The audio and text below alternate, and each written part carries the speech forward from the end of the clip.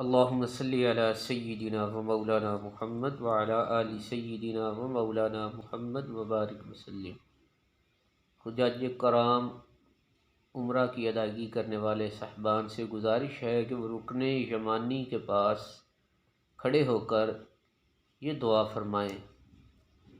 حضور نبی کریم رؤوف الرحیم صلی اللہ تعالیٰ علیہ وآلہ وبارک وسلم کے ارشاد مبارک کی روشنی میں رکن یمانی کے ساتھ جو ہیں 70 فرشتے معین ہیں، اور جو بندہ مسلمان یہ دعا کرتا ہے، اے اللہ میں تجھ سے دنیا اور آخرت کی عافیت کا سوال کرتا ہوں،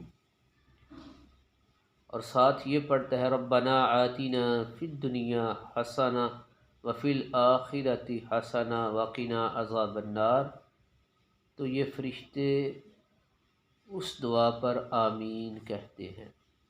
سبحان اللہ و بحمدہ سبحان اللہ العظیم۔